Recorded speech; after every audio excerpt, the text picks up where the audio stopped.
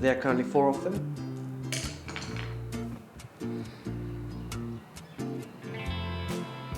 So you can see there are 4 screws at the back. I've removed one, so let's get that out.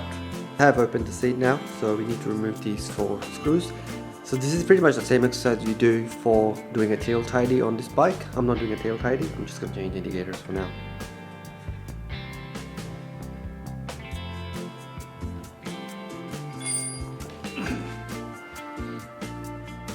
Okay, so I have now removed these 4 screws and also have removed the side handlebar, I think pretty much for the back. So I've removed these 2 torque screws, and after that I have removed this plastic clipper. There's another here. So how to remove it? It's very simple. I'll just focus on that one.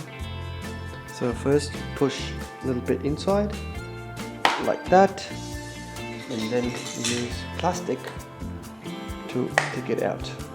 Moved. Now we need to take the wires out for the indicators and then remove the indicators. Let's remove this.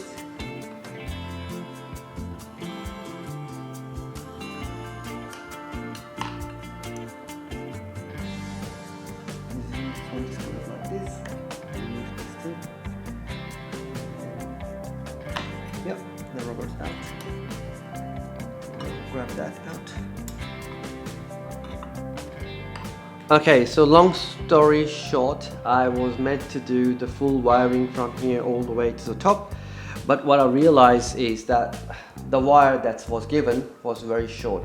So what I have done is then I removed the original indicator, cut the wire from here, and then made sure that this one is fitted correctly, and then once it's all done, all wired up, I just did the manual connections. I'm just gonna tape it up really nicely with insulated tapes and then put this sleeve back on top, and hopefully that'll just be fine. And once that's done, I'm gonna chuck this one at the back of it so that it doesn't get wet in the rain, and hopefully that should be it.